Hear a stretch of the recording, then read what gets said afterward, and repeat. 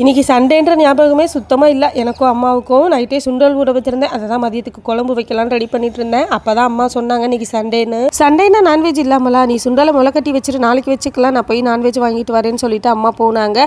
லேட்டாக போனனால மட்டன் இல்லைன்னு சொல்லிட்டு சிக்கன் மட்டும் கொஞ்சமாக வாங்கிட்டு வந்திருந்தாங்க. அதனால தக்காளி சாதம் செஞ்சு சிக்கன் கிரேவி தான் ரெடி பண்ணியிருந்தேன். அது கரண்ட் வேறு இல்லாமல் போயிடுச்சு, மசாலாலாம் அரைக்க முடியலை. அதனால் சிக்கனை கடாயில் ஆயில், பட்டை, இஞ்சி பூண்டு பேஸ்ட்டு சேர்த்து வதக்கிட்டு சிக்கனை சேர்த்து கொஞ்சம் வேக விட்டு அதுக்கப்புறமா சிக்கன் மசாலா சேர்த்துருந்தேன்.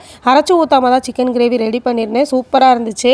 ஒரு அடுப்பில் தக்காளி சாதம் ரெடி பண்ணிக்கிட்டேன், இன்னொரு அடுப்பில் சிக்கன் கிரேவியும் ரெடி பண்ணிவிட்டு ரொம்ப சிம்பிளாக ஈஸியாக லஞ்ச் வேலை முடிஞ்சிருச்சு. சீரக சம்பா அரிசி காலி ஆயிடுச்சு. அதனால நார்மலாக சாப்பாடுக்கு யூஸ் பண்ணுற அரிசியை வச்சு தான் தக்காளி சாதம் ரெடி பண்ணியிருந்தேன். நான் எந்த ஒரு வெரைட்டி ரைஸ் பண்ணுறதுனாலும் லைட்டாக குலைவாக தான் வைப்பேன். ஏன்னா அம்மா அப்பா 2 பேரும் விதையாக இருந்தால் சுத்தமாக சாப்பிட மாட்டாங்க. அதே மாதிரி நக்ஷு குட்டிக்குமே கொடுக்க முடியாது. அதனால் லைட்டாக குலைகிற மாதிரி தான் வைப்பேன். சண்டே சிம்பிளான லஞ்ச் ரெடி ஆயிடுச்சு. தக்காளி சாதத்துக்கு சிக்கன் கிரேவி காம்பினேஷன் சூப்பராக இருக்கும். ஆனால் உங்கள் யாருக்கெல்லாம் இந்த காம்பினேஷன் பிடிக்கும்னு மறக்காமல் கமெண்ட் பண்ணுங்கள்.